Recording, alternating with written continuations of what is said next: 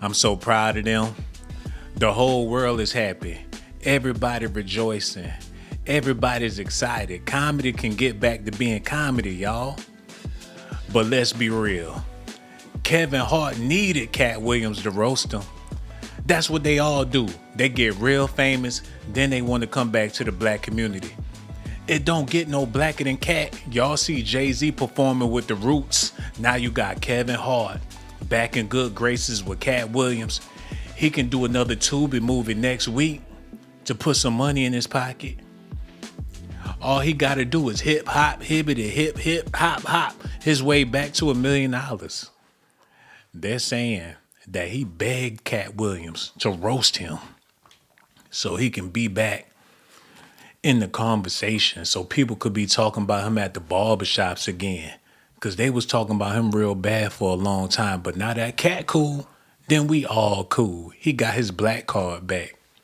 Kevin Hart offers Katt Williams an olive branch squashing years-long feud during surprise roast moment. Hell yeah, you got to come back to that black dollar, because them other dollars ain't working like how it was, man. We about to get into this. Make sure y'all do me a favor. Hit that like button, subscribe to the channel. Without further ado, I want to get into this right now. Y'all listening? Okay, here we go. Come on. I'm out. Good night, Inglewood. Thank y'all so much.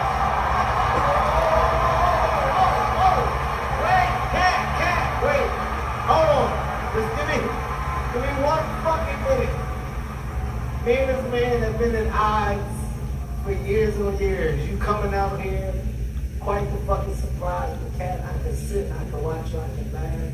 Because I'm a fucking fan first. Okay? I'm a fan first. Hold on. He went out there. Katt was done. He like, y'all pay me my money. I ain't even want to be up here with y'all clowns. But since y'all paid me, I came up here, did the little roast. And before he could leave, Kevin Hart rushed to kiss that man behind before he got up out of there. And I ain't saying it's a bad thing, but come on, y'all. What's going on here? For years on years, you coming out here, quite the fucking surprise with Katt. I can sit, I can watch you, I can laugh. Because I'm a fucking fan first. Okay? I'm a fan first. Katt, we have an opportunity in real time, this is live television, to put our fucking beef behind us. I am offering you an olive branch of peace. I want to be a brother. I want to be a friend. Katt, I want to move on. Can we move on then? Oh, man, get off that man niggity nuts. After he don't talk about your mama. Katt ain't even had no business up in there for real. But he showed up because somebody was talking about some big paper. And you can tell by Kevin entourage that Katt Williams is in the wrong place. They got on all that makeup sitting over there. It's a Hollywood production. He wanted to extend the olive branch. That's like him shaking hands with the black community. And that's all he trying to do. Hey, go ahead, Kev. Do what you got to do. And I'm waiting to see what the future holds. They going to get back to being funny and all. They going to put them two short niggas in the movie. That would be hilarious, especially if they beefing in the movie. Oh, man, we got to see. Are they going to do comedy shows together? Because that would be extremely sold out. But, you know, Katt Williams would definitely make it a competition. Hold on, look. I am offering you an olive branch of peace. I want to be a brother. I want to be a friend. Katt, I want to move on. Can we move on then? Can we move on? Katt Williams one time, man. Tell me Katt fucking Williams. Like I said, I ain't mad at it. I'm glad that it happened. I'm so happy that people could put that bitterness to the side and move forward. People enjoyed the comedy show, and Kevin is on cloud nine. Y'all got to see this because he online, FaceTime, and he on Instagram, TikTok talking about this stuff. Look. It's the concept of a roast. You go hard or you go home. Shouts out to every comedian that came on that stage because they all understood the assignment, man. Shane Gillis was amazing. Chelsea Handler was amazing. Pete Davidson, amazing. Naeem Lynn, an amazing. Big J. Ogerson, amazing. You saw comics be Hold comic on, show. y'all. Hello. Who this is here, man? Hey, what's up, Sean? This is Miss Lips. Oh, Miss Lips is here. How you feel about the Katt Williams and Kevin Hart coming together? Because you a comedian yourself. I am from Chicago. Real talk. How you feel about everything? I was very, very excited about the whole thing. I kind of knew he was going to show up because they kept hinting he was having a special guest. And I was like, I was going to be Tory Hart, his ex-wife, but I was like, that would have been hilarious if his ex-wife was on that roast. Mm-hmm. But I felt like it was about time because the comedy beef is real. It is a lot of beef out here. It's been beef since, because Richard Pryor had a little beef with Eddie Murphy.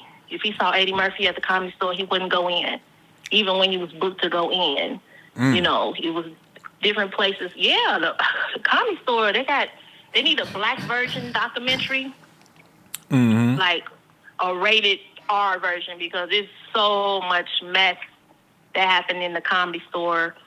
And across the street was the House of Blues, but they torn that down, but we're not going to go on that.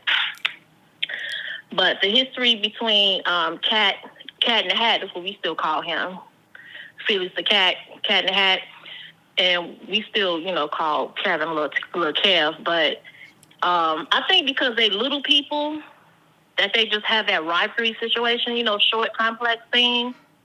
But I feel like the beef been going on so long because I know there were different places that Katt would go in when Kevin leave, and then vice versa, and it just threw the whole energy off, So you was in these places when they was together? You was at them comedy stores and them comedy shows when they was in the building? Yeah, I was in the building. One came in, one left. Security kind of had them go out the back door or the other door and stuff like that. They never was in the same place at the same time. And if it was, like I said, one was leaving and one was going. So it wasn't like, you never seen Katt take a picture with, Kevin. Only picture you ever see is them hugging from the beef. From the roast. So I think it kind of gives me teary-eyed because Black men, we need to come together. Black women need to come together also. It's just so much going on. We need to come together instead of having this beef.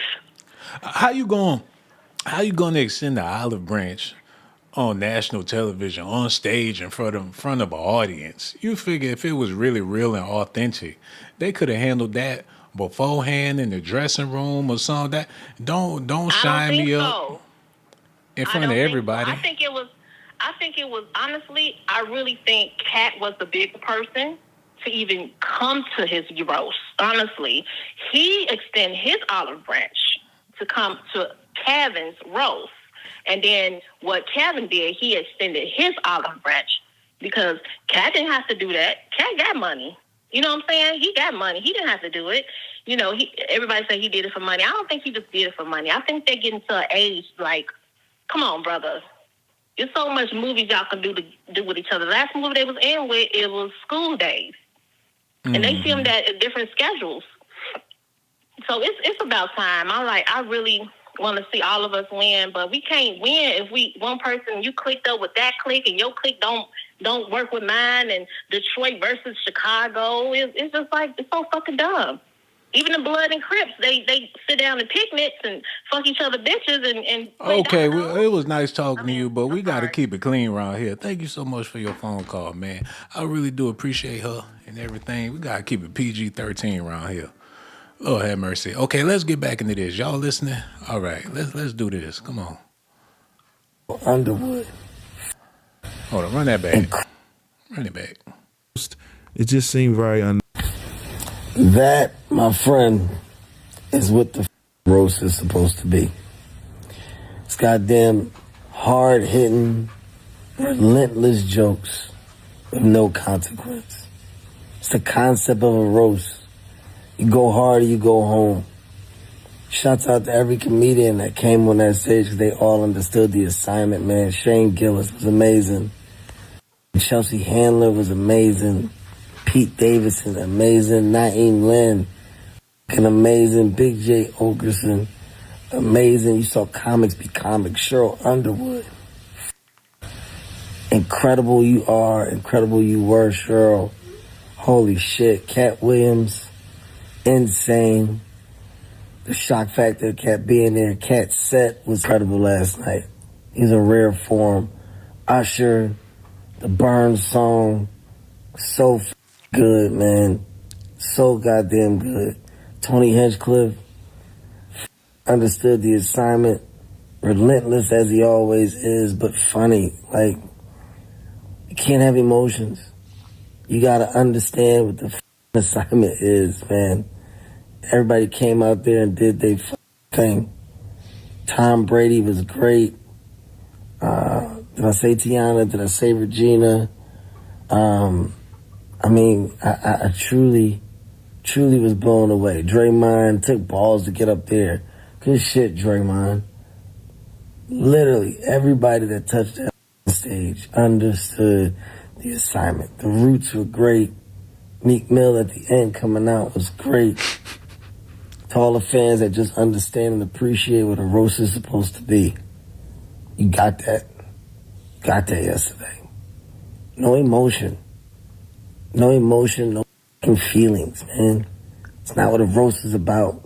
Leave the emotions and the feelings at the front door. People are coming in and they're looking for the shock factor. They're looking for the crazy reaction about the hard-hitting joke. Let them fly. It's all in the efforts of being funny. It's that simple. Roasted Kevin Hart is on Netflix. If you ain't seen it, go see it. By the way, I killed them bitches at the end. Hold on, wait a minute. So this is on Netflix. Y'all know Katt Williams got a Netflix deal. Kevin Hart got a Netflix deal. So this was definitely about some people. It might not have been nothing authentic about this.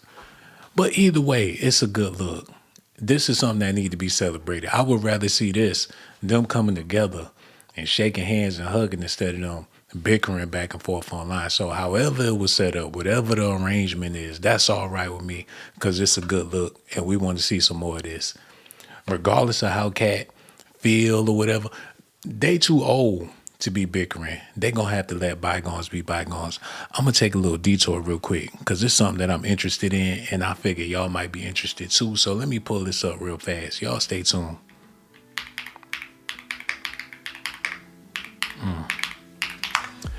We probably got to get this man his flowers.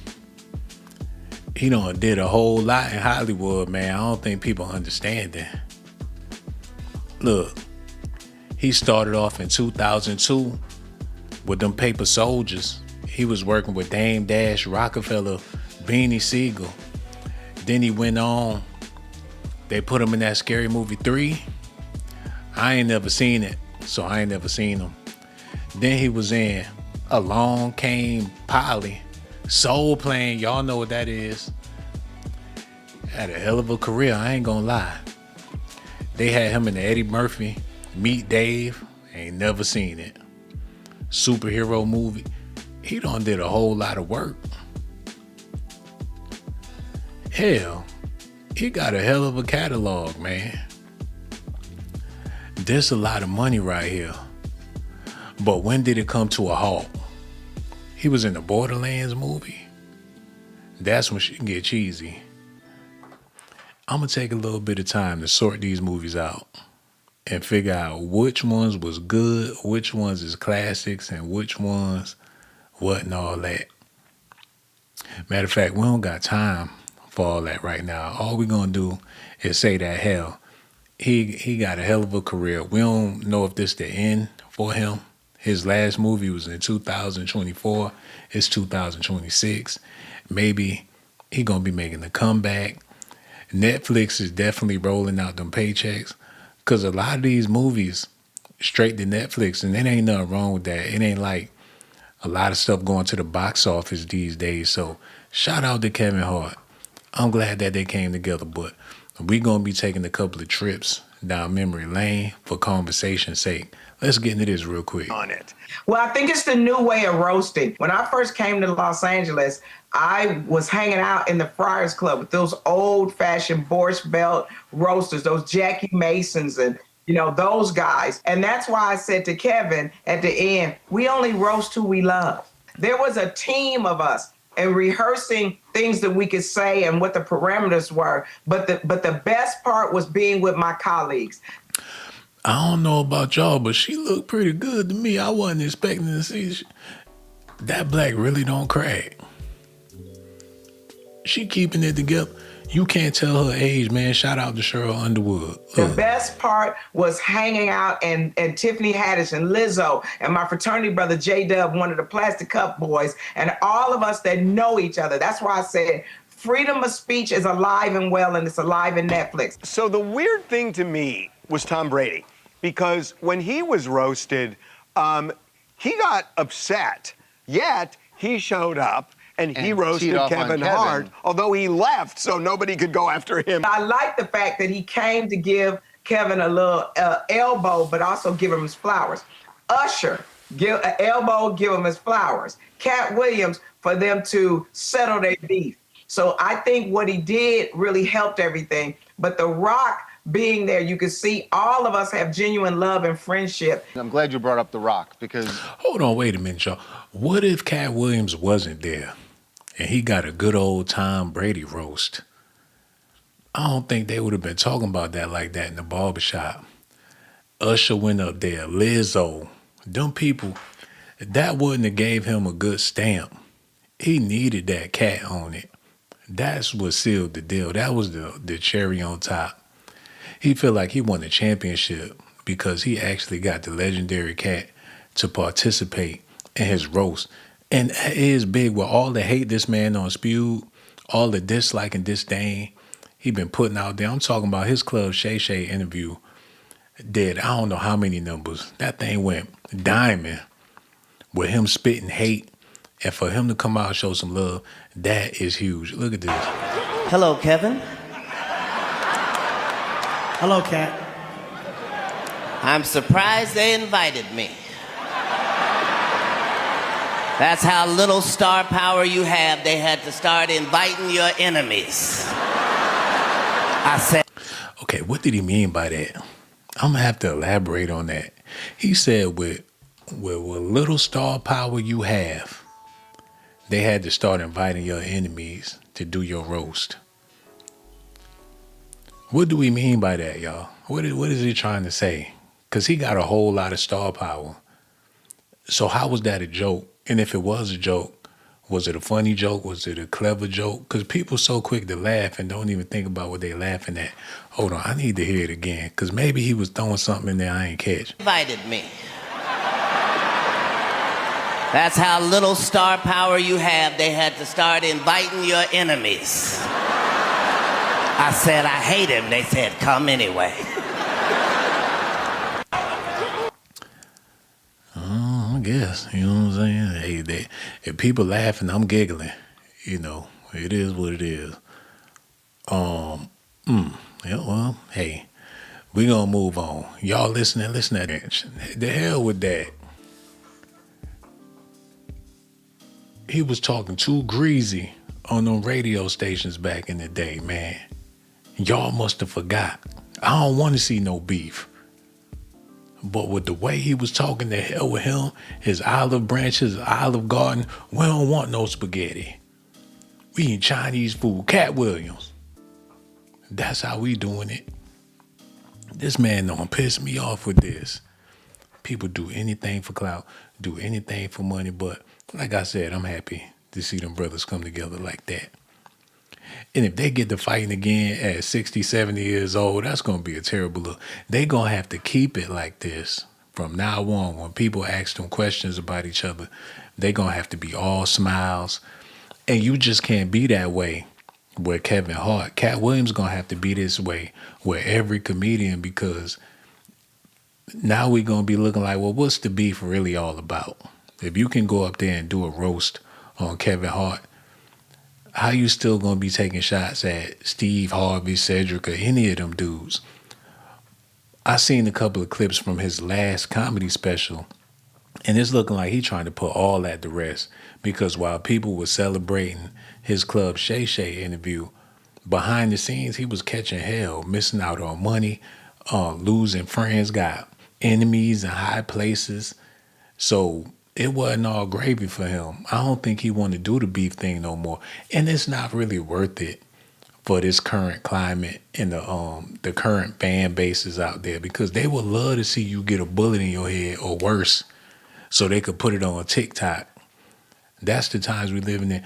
A lot of these comedians and entertainers feel like the fans is what's killing every sport, every genre, because people don't think like how they used to think.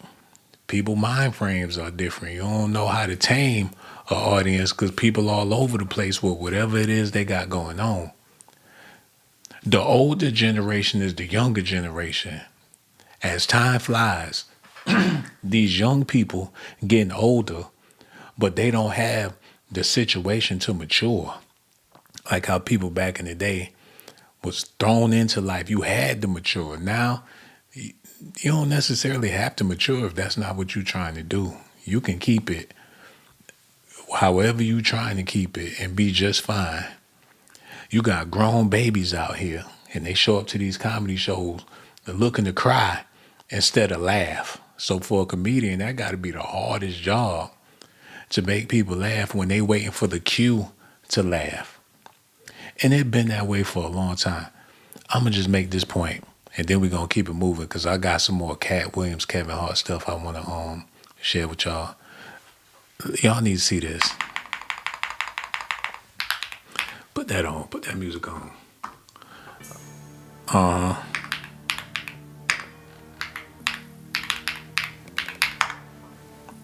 Let me get this together for y'all so y'all can see what I'm talking about. Okay, look. We're going to take it straight there real quick. Look. This is what you call a canned audience. When they do a production, they have the lights up there that say applause, laugh. They give you the cue. So when you're watching Martin and Fresh Prince and you hear the people laughing in the background, it's not because it was funny. That's because that's the cue they got to laugh. Like when you at a sporting show and they get you to chant, defense, defense, defense. That's because there's people holding up banners, there's signs flashing that's saying defense, so the people automatically. Same thing with comedy shows. Some of them comedians get on stage. When they do their comedy series, about 90% of that audience be a canned audience, especially when they're recording it for a big, like Netflix or something. They not letting your average Joe come in there. They have a canned audience ready. The same way when they filming music videos and they got an audience or whatever, Andre 3000, Hey Ya, and everything, them people get paid to be there to laugh. So while you at home laughing, you don't caught the cue from the audience to laugh, and the louder they laugh, the louder you gonna laugh. And when you think about the joke, you really don't even know if it was funny or not. But that's Hollywood for you. They pull them strings, and you figure the celebrities is the puppet, but the audience done turn into the ultimate puppet. But that's Negro here nor there. Y'all listening? I want to get back into this because they was spitting so much hate towards each other. I don't see how they ever really gonna be friends. Look. In Hollywood, in 15 years in Hollywood, no one in Hollywood has a memory of going to a sold-out Kevin Hart show, there being a line for him ever getting a standing ovation at any comedy club. He already had his deals when he got here. Have we heard of a comedian that came to L.A. and in his first year in L.A. he had his own sitcom on network television and had his own movie called Soul Plane that he was leading? No, we've never heard of that before that person or since that person.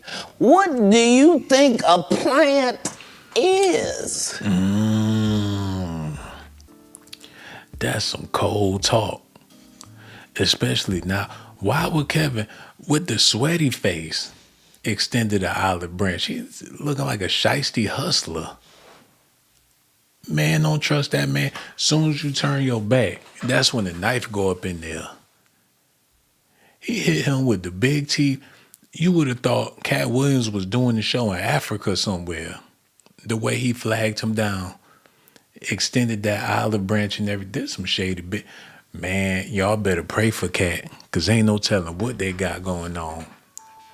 Might be a green light for a sacrifice or something. And I ain't trying to be negative, but damn. He said that, man, an industry plant with all the veins in his neck. He was dead serious, confused, and wondering how people don't see it for what it is. And I just got done putting this man movies up there, and now it got me thinking, if he a plant like how they say he is, then that means Dame Dash had some fishy business going on back in the day in the entertainment business, whether he will admit it or not. He put Kanye West on. Y'all see what he turned out to be. He doing songs about loving on his own cousin. He put Lee Daniels on, put Kevin Hart on.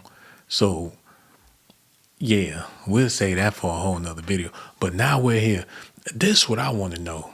Because Katt been in the game for a long time. He was on Comic View back in the day. So, and I know he told his story, but he probably left some of that stuff out. His brother talking about he a pedophile or whatever the case. So we don't know the full story with Katt. But either way, I'm Katt Williams all day, every day.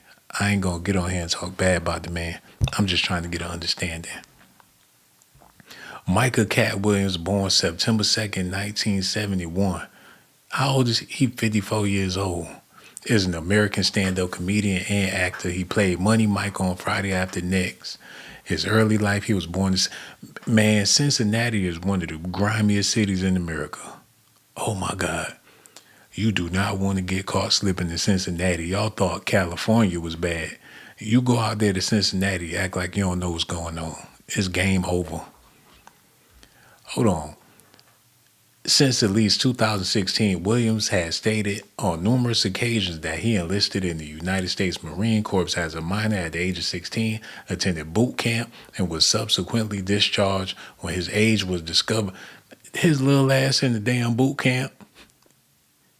Attention, sir, I got my everything. I'm ready to do some push-ups. Don't worry about my age. I'm a soldier ready to go to war. If you hand me that AR-15, I'll show you how bad I am. He was 6 days. Hey, it was different back then. They ain't know what was going on. I don't know if he talking about the Marines Corps or Job Corps, but whatever corps it is, he claiming it. Look, the Marine Corps stated that there was no record of Williams having ever served in the military or attended any military training facility. So this like Dr. Umar Johnson talking about Frederick Douglass is his grandfather or whatever. Stand-up comedy. Williams started performing comedy in the Avondale neighborhood of Cincinnati. He honed his comic delivery by performing his routine in clubs around the country and had become an established comic by 1999. That's incredible. He appeared in the Improv, the Comedy Club, the Ice House, Hollywood Park Casino. He was on Comic View, Cat in the Hat. It was later confirmed Williams that Dr. Seuss sued Williams because of the Cat in the Hat. Oh, that's so he got sued by Dr. Seuss. I know he was tripping when he got that lawsuit. Wait a damn minute. I know this ain't from no Dr. Seuss. This nigga, well, shit, he got more money than me. Yeah, what do you want me to do? The dog in the hat? But wait, I ain't paying him a motherfucking thing. Dr. Seuss reached out and sued his ass. Now he afraid to eat green eggs and ham. Williams starred in his first comedy special, Let a Player Play, in 2006. Man, he gonna be a hood legend forever. He the comedy version of Tupac Shakur. After a 4-year hiatus, Williams returned to stand-up in 2012 for his third HBO comedy special, Katt Apocalypse. Like Tupacalypse, he put the Katt Apocalypse on it. Later that year, he ended up in jail after an incident at a Seattle bar where he reportedly acted threatening and violent, then resisted arrest. The next day, Williams announced the end of his stand-up comedy career. That's because you entertaining niggas, man. And when you get out there, you better be a wild animal because it's the fucking jungle out there.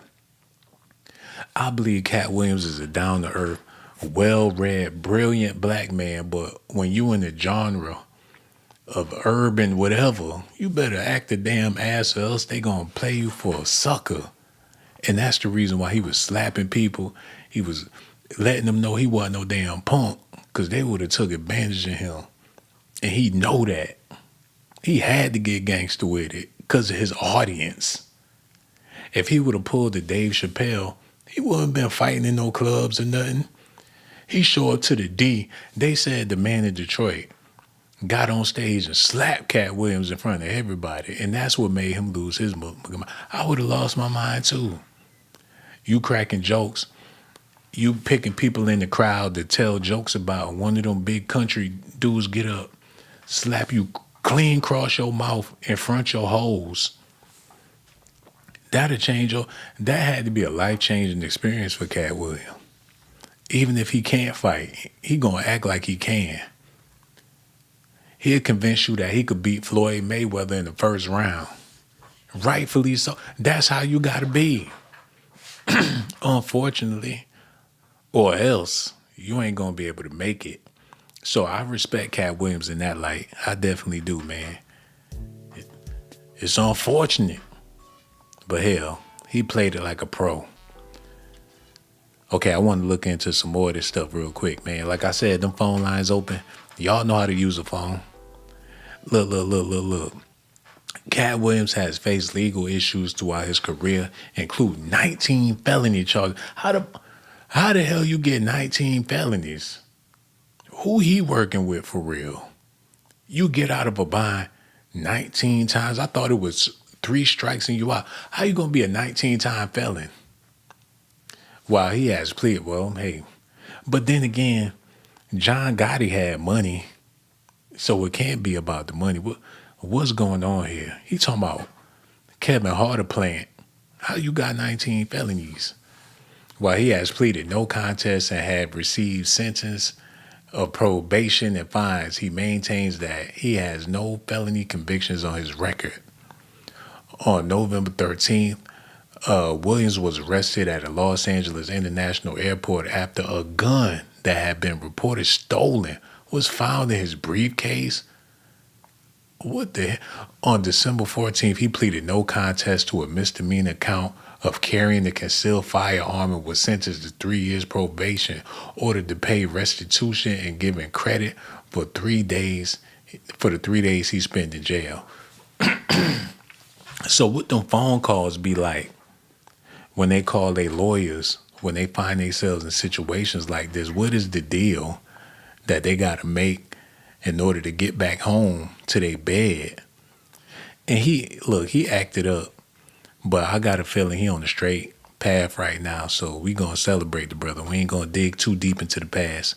We going to continue to celebrate this man. But I got to see this real quick before I get out of here. Look. Put that on. Get an understanding of these two men, because now that they united and they don't form this bridge, this unity. Kevin Darnell Hart, born July 6th, he 46 years old or whatever the case is an American comedian actor. After winning several stand-up comedy competitions, Hart had his first breakthrough when somebody cast him in a reoccurring role in the TV series Undeclared. I never seen that. Anybody seen it? I ain't seen it. Hart's comedic reputation continued to grow with the release of his first stand-up album, I'm a Grown Little Man. He has since released 4 more comedy albums, Seriously Funny, Laugh at My Pain, Let Me Explain, and Now What? Hey, I ain't mad at that. As an actor, Hart has had roles in such films as Paper Soldier, Scary Movie 3. See, this some old Drewski right here. You just hit the ground running. I guess if you're willing to party, I hope he wasn't no party favor when he first came on the scene.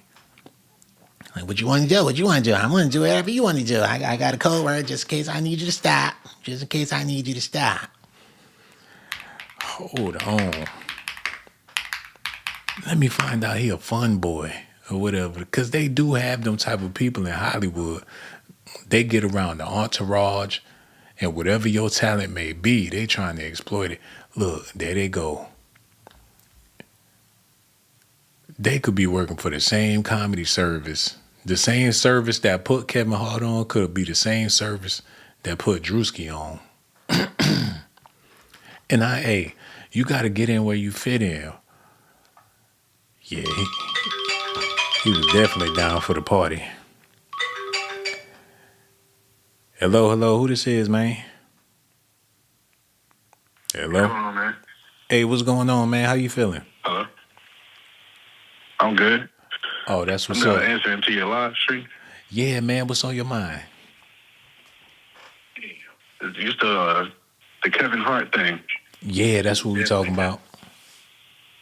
Yeah, so if you look on here, go on like the ET recap of the whole thing, they got a rumor saying that there's a possibility that Kevin Hart's actually going broke. So if that's the case, that makes sense as to why they you know what I mean, they doing what they're doing right now. Yeah, I heard that too. They said that Kevin, he not doing too well financially, so he actually, called up some people, pulled some strings just to get him some attention again because Hollywood is dead. Yeah. They went on that writer's strike and ain't nobody putting out no high quality movies. Michael B. Jordan is the last black actor to get any type of praise for doing anything. Yeah. I give him about a year to do a run together. Then after that, we'll have Katt on another interview explaining why he doesn't mess with Kevin all over again. That's all I gotta say about that. I think Kevin, he tried to do the right thing. He had the LOL network. He was trying to pass the torch to the next generation, but people really wasn't catching on with the new generation because they just ain't got it like that. Yeah. I don't know. It just seemed like there's a lot going on with the situation, but I watched the videos over again, and you can see on there the way Katt did his setup. It sounded like he kind of was throwing shade at him a little bit, but he was doing it in a way to get people to laugh, like how he did with Shannon Sharp. It was the same thing all over again, except he was on stage. Yeah. How long was he on there? Because I seen the little clips. I ain't get on Netflix or nothing like that, but did he do like a 5-minute set or was it short?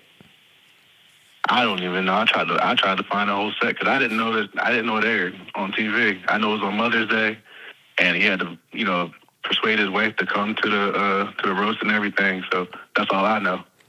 Yeah, man. It seemed like they trying to get people to get on Netflix because people cancel that. Last time I had Netflix, I just went ahead and canceled it because I'm not saying it wasn't nothing on there. It was too much stuff on there. Who got the time to watch all that shit?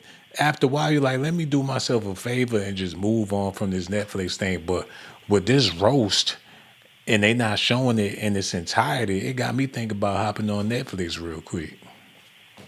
Yeah. Think about it. Netflix, they pay their producers and so on and so forth. They pay them a bunch of money just to have about 3-4 seasons of a show before they cancel the show and remove the show.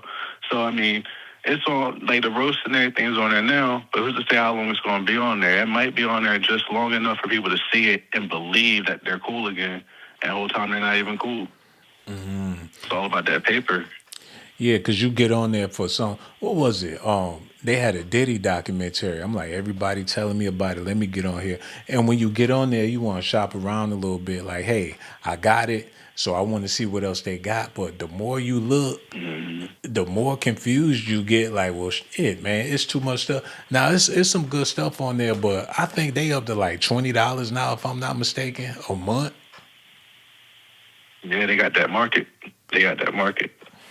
That's and they know, all it takes is you having the VPN and you can see it from another country. So if they know it's a way for somebody in another country to view the American version of it, they gonna get top dollar on that.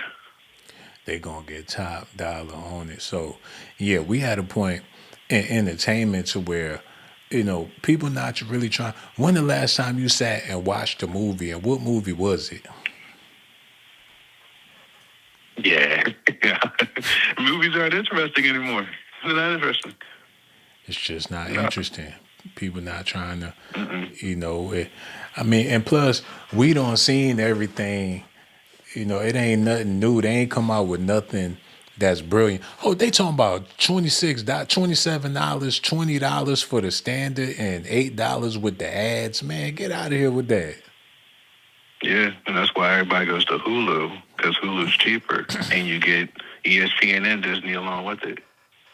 And it So ain't what's the best way to grab attention? a damn thing on Hulu neither. Yeah, except for live sports. Live That's about it. sports. Fucking Amazon Prime, they got ads. I remember when Prime didn't have the ads, but now they got the ads all on the Prime. So it's like, man, people just give up on entertainment. If you got TikTok, YouTube, and Instagram, you really don't need all that other stuff. Yeah.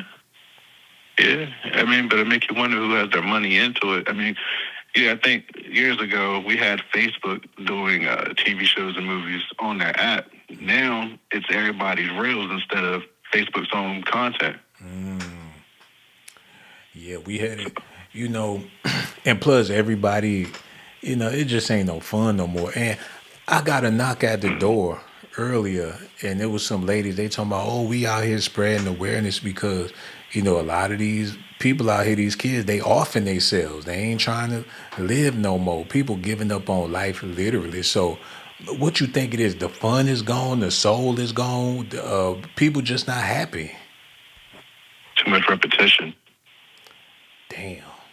Too much repetition. And you gotta remember, this generation now, they have no type of leadership. They're piggybacking off everybody and then cycling around and saying they created it. So it's like, what else do you have at that point? Damn, that's fucked up, man.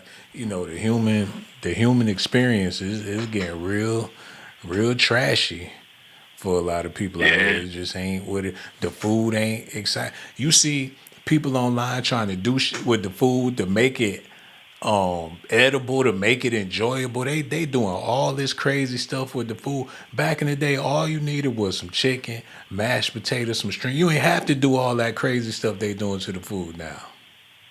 Yeah, it's true. I mean, I worked at a chicken plant many years ago, and I found out that all the animal food was just chicken. It was burnt pieces of chicken. All the what And food now? They just add a little flavor. Pet food, like cat, dog food. If you work at the plant, you have to watch a video. You have to go through all these videos showing you how to do different things like forklifts and all that. But they have a section that shows you exactly how they make pet food. And it's just burnt pieces of chicken skin.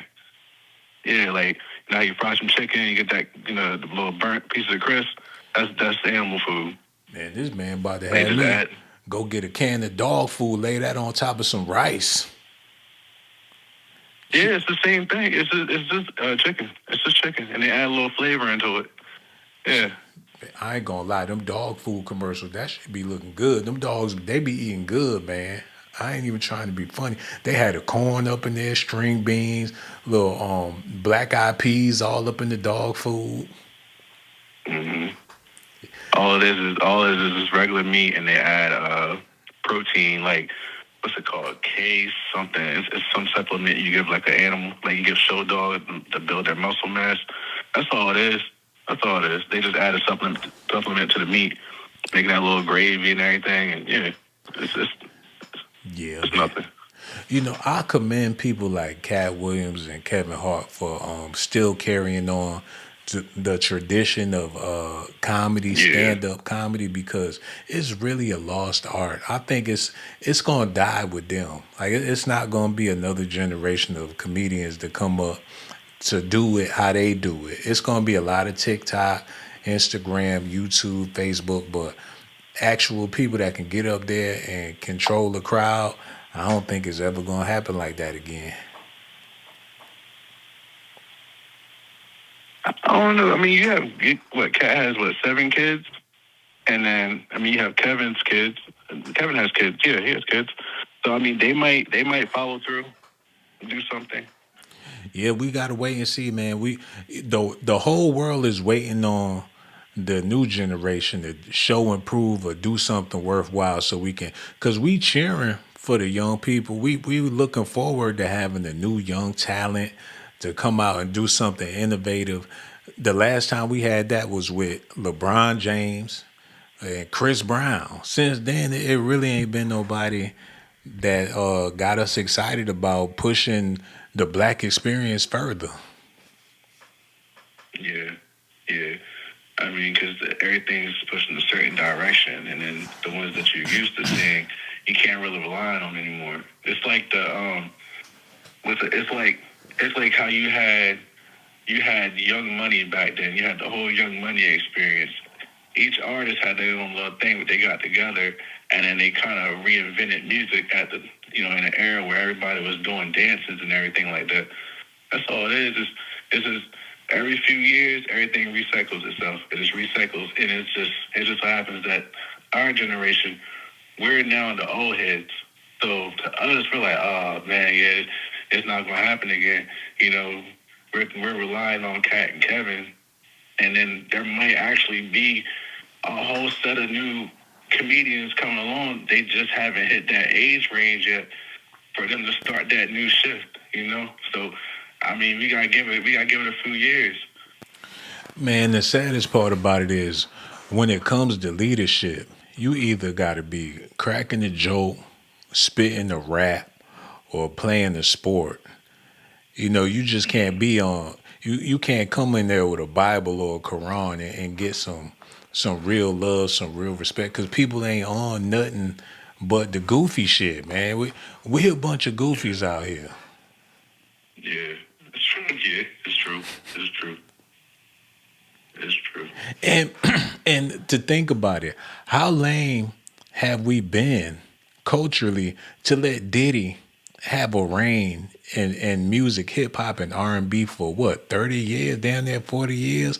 Come to find out, he was a damn clown. Yeah, but you gotta see, and the Diddy thing, that's him in music is kind of sketchy because I mean, if you look back at Drake, for instance, at that time when Drake got signed, Jamie Foxx was holding parties. Now people know Jamie Foxx, like him with music. He used to find little indie artists, and he would let the indie artists stay at his crib, like Ed Sheeran, and all those people. He would do that. Diddy, Rick Ross, all them, they would be at the parties. So, like, however that worked like that, those artists would be, like, they would try to figure out, okay, you're going to go to Diddy, you're going to stay with Jamie, so on and so forth. So, you got that party right there like that. You got that situation. Now imagine all the other ones that Diddy was a part of when it came to artists. And we got to remember, he signed artists, but he dropped a lot of them. Damn, man. We live in a groupie culture. That's how the whole entertainment business was able to flourish, because you got so many people willing to be groupies at some capacity. If that's in the church, that's anywhere where there's some money circulating, there will be groupies and people, I wouldn't call it being taken advantage of.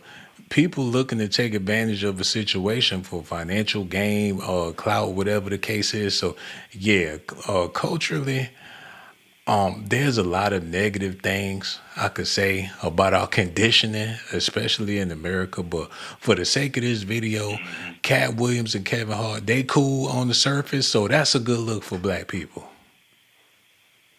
Yeah. So let me say one more thing. So things for black people, money, so on and so forth.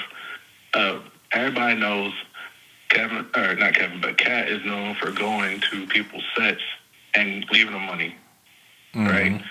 So my question is, where was the longevity in each one of those comedians' careers? Like, do you think that he had like more like background work being done with them to try to push them ahead and they failed, or he just gave them that money right then and there and then let them do their own thing on their own? Because they should be on by now. I think people, take blessings, and people don't appreciate things. That's what I could boil it down to. Just because Katt did those things and hit those comedians with that money, it's not. I don't think they really appreciate it like that, because they could look at that like that's a soft move. Have you ever done something polite for somebody, and instead of them being grateful, they looking at you like, oh, you a sucker, you a punk, you just opened the door for me or whatever. Oh, I own this nigga. He let me borrow $5. Yeah, he my bitch now, because you doing somebody a favor. So I think they feel like they owned Katt Williams, even though he did them a favor. And that's crazy because Kevin at one, well, no, Katt during the set, he says something along those lines about how he didn't want to do a movie role, but Katt took it, and then you think about how everything was played out until now. That's pretty much what you just said. Yeah. He left it alone. Kevin came and got it. They had beef for all those years, and now come back, circle around here. Kevin's got some little issues probably. Katt's still a topic, and then he's like, oh well, let's go ahead and do this little number at this roast real quick, and then maybe it'll boost me up. Everybody come back to me, and like you said, he can be accepted back to the black community, and everybody's talking about Kevin all over again. That's what's going on. And the saddest part about all of this is Katt Williams have been able to maintain a fan base of old knuckleheads for a long time, and then he was able to convert the children of the older knuckleheads to be his new fans or whatever. So it's an exchange of ignorance. I mean, come on. His first comedy special was something about what it do, player. It's pimping, and all this pimping and hoeing and all this type of stuff. Now it's a certain demographic for that, and ain't nothing wrong with it if that's your thing or if that's what you into. But he do it for straight ghetto people. So as far as him having a career in Hollywood, I feel like the reason why he ain't take them roles or he ain't do a lot of that stuff is because he ain't want to blow out his fan base. He wanted to keep his core intact. He had to keep the perm Wearing the perms and everything. yeah, doing the pimp shit, because he know he can easily go to Detroit and get him a bag if times get hard. If Hollywood not calling, he could go down to Miami and it's gonna be a bunch of gold teefuses in the crowd at his show. Yeah. And we talking about back in the day Katt, not current Katt. Yeah, man. And Kevin, he said the hell with all that. He ain't trying to keep up with that community. He feel like he paid his dues with state property. He went on to bigger, better things. And with Katt coming back in the picture, he like, okay, this is just like Jay-Z with the Roots. He like, okay, now I can have a cushion to land on because these other people ain't messing with me like that. Yeah. See, Kevin's hard. That's a hard one because state property, he was that guy that was like, oh, okay, that's Kevin. Okay. I never heard him before, but, after that, every so often he had a movie that everybody was, on him for, like Soul Plane. No one knew who Kevin Hart was before Soul Plane. That hit, and everybody's like, oh, okay, I like him. Took a few years, didn't hear nothing from him. Then he had this little thing with his friends. He left them all behind, did the little BET show, and, so on and so forth. So it feels like, it's like he moves in spurts. Like every so often, something will happen in his life that goes mainstream, like news articles, stuff like that, and then he goes back. He goes, back in the recluse, you don't hear about him, nothing like that, or he's doing something basic, like a little, what's that Old Spice thing? So it's like, I don't know. When it comes to Kevin and people he puts on or leaves behind, I feel like he leaves more behind than he puts on. So it's like at the end of the day, I mean, the people, as far as it goes between, groups, I feel like he does lean more to, Beverly Hills than he does to say like Brooklyn or something. You know what I'm saying? And that should be the goal. But it's all about how you do it. I'm not mad at him for getting the bag because if you an entertainer, you might as well get it while the getting is good. If they writing checks, but you seen how they did Tiffany Haddish. They had her on a hell of a run, but people wondering, well, where the talent in all of this? Well, what's going? Why is she getting all these opportunities? Well, hell, it was to make a certain demographic look bad, and she did that very well. So they kept on. I think they was the last group of people to get a bag out of Hollywood. Katt and Hart, Tiffany Haddish, and after that, that was it. The money gone. Yeah, and see, I give y'all a little gem. I give y'all a gem. See, people know he's from Philadelphia and stuff like that. But see, his back in the day, before he was like known, he was just like doing little stand up gigs and stuff. His grandmother, she was in church, and she would talk about wherever she went to like a little church seminar or stuff like that. She would just promote him. His grandma promoted him in the church setting. So honestly, if there was really a setting for him that had started in or something to really like keen on, it would have been doing like the little like how Steve Harvey did with the gospel thing. That's where he would really shine. If he was to take and go to Philadelphia or something like that, he would shine. He'd be like Kevin. He'd be like Kevin on stage, and he would do good. He'd be back in the community easily. Damn, man. I hate to say it, but it ain't no turning back. Moving forward, as far as entertainment go, with the AI and everything, shit. It's all nostalgia. The whole Cat Williams, Kevin Hart roast was nothing but nostalgia. All the people that was up there nostalgic, people that had their run. You had Tom Brady up there, legendary football player. And he ain't currently in the game like that right now. You ain't got no personalities that's worth inviting to a roast of this magnitude. So it was a grown folks event. It's all nostalgic, but the good times done came and went, and I think they just facing that reality together. It's true. I agree with you. Cold blood. So what you see? I ain't gonna keep you all night, but what you see for the future of do you think that we're gonna move out of the entertainment space into something more productive, or do you feel like we're gonna stay stagnant and be entertainment based as a people?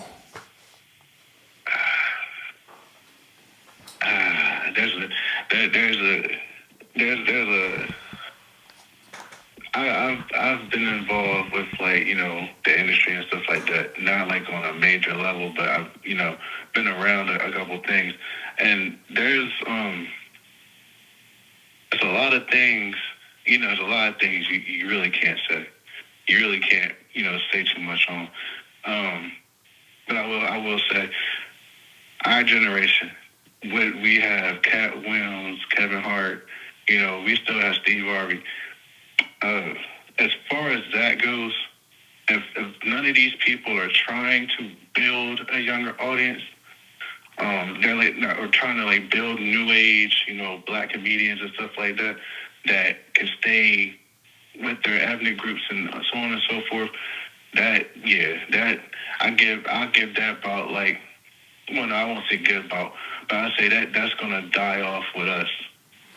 And then the younger kids, they're gonna be on a whole different type of ball game. Especially with how you gotta remember, like they have TikTok, they have all these narratives being pushed towards them and stuff like that. That determines everything for the future. We can our generation, they're retiring. Everybody's retiring. Everybody's doing podcasts now. No one's wanting to do mainstream things like that anymore. So, I mean, you got this event right here. It's on Netflix. It's not on Comedy Central, BT, nothing like that. It's on a paid service. So, in order to restore everything and bring everything back to being normal again, you have to get people that want to dedicate themselves to being on national television. Not, I got a special on Netflix or Amazon Prime. No, they have to come to national television and they have to get that circulating. So in the long run of things, I say it's going to be good for us, but in the future, no, it's not going to happen. Damn, man. Hey, man, that's some deep stuff on that note, brother, man. We appreciate you, dog. Don't be no stranger neither. We going to be going live. And you know the number, man. Make sure you call back whenever you feel like it, man. All right, man. Nice speaking with you. No doubt, man. I'll let you soon. No doubt, no doubt. Oh, man. Y'all listening out there? It went from the red box. Remember that? Let me get this set up for y'all, man. It seemed like all the good things in life are memories. This how it all started. Y'all remember? Y'all don't know what them people was doing with them DVDs. They running late, don't use the bathroom, ain't wash their hands, put that CD back in that case and put it back in the box. People were standing outside the Walmart. Y'all must have forgot. Look at this, y'all.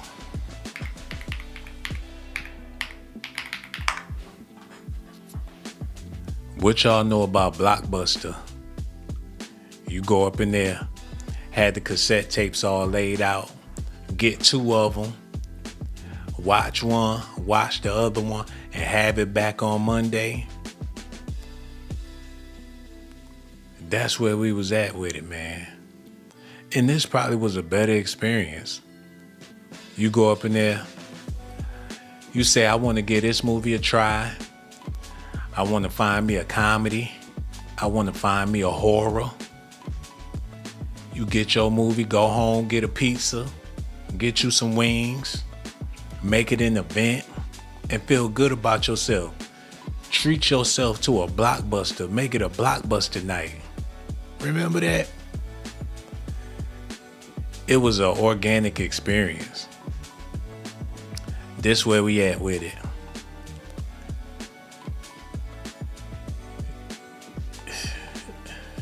We online with it, man. Ain't no more stores. Ain't a physical place you can go to get a physical copy. It's all mental. It's all digital. Straight to your brain. Y'all see the Friday movie? Had Dave Chappelle up in there with the Bugles. Remember the Bugles? We'll never be able to get that time back, man. It is what it is.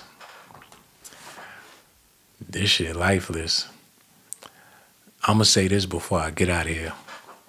Katt, it took for him to be obnoxious to get any type of respect in the game like Tony Montana. That's how he had to do it. And he knew that's what he had to do in order to make. He was too old to be doing what he was doing, but he was staying relevant. Steve Harvey got some nice suits. And I'm pretty sure Steve Harvey put on the skinny every now and then, but he stuck to his demographic. I respect Steve Harvey, man. He an OG in the game. He kept it OG. He's still keeping it OG. And there's a lot of people that love and respect. You can't say nothing bad about Steve Harvey. That's like talking bad about T.D. Jakes back in the day. Y'all ain't gonna hear me talking bad about Steve, because I respect the man. But Katt, he was trying to modernize comedy and be a pimp, be a thug, be a gangster, because that's what the culture calls for. And people appreciate him and admire him for that. But Steve ain't going. I feel like people respect Katt for all the wrong reasons. And that's the saddest part about his whole entire career, the lost generation that follows him. And you say, oh, stop hating. You just mad. Katt the man. Hey, whatever. That's why people ain't making no money no more. Because the fans don't know if they want to be the celebrity, the fan. Everybody can't be a damn general or a king or whatever. People need to learn how to play their positions. Oh, this is what I wanted to say. This is gonna be my ending note.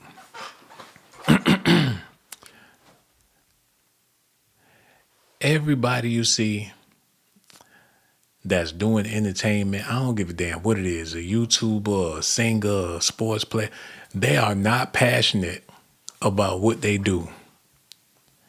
R&B singers are not passionate about R&B. Rappers are not passionate about rap. You got chefs out here that are not passionate about being a chef. They just want the money. They'll force some talent if that's what it takes to get the bread. People, whatever they doing, if they working at a warehouse, they not passionate about them boxes. Back in the day, you could find people that was literally passionate about what they do, regardless of what it was. They eat, sleep, they just infatuated with their career. Not anymore, because the price of living, you could be passionate all you want, but what good is your passion when you can't pay the rent? What good is your passion when your passion can't put no gas in the tank? Because they're making it harder and harder and harder for you to get recognition for doing something that a robot can do in 2 seconds. It's like, why even waste your time? This is another point I want to make. For all of the people that went to school for computer engineering and y'all building computer programs and all this type of stuff, now they got the technology to where they don't need you no more. And a lot of y'all feel like it was a waste to even go that route. But I'm trying to let you know. I can't let y'all know nothing. It seems like it's game over. This the last time we gonna see comedians doing anything comedic. Matter of fact, I'm gonna get the Netflix, I'm gonna watch the roast, and I'm gonna get back with y'all and let y'all know what I think about it. But it's looking like Kevin Hart needed Katt Williams to roast him. Y'all hit that like button, subscribe to the channel. I'm gonna holler at y'all on the next video, baby.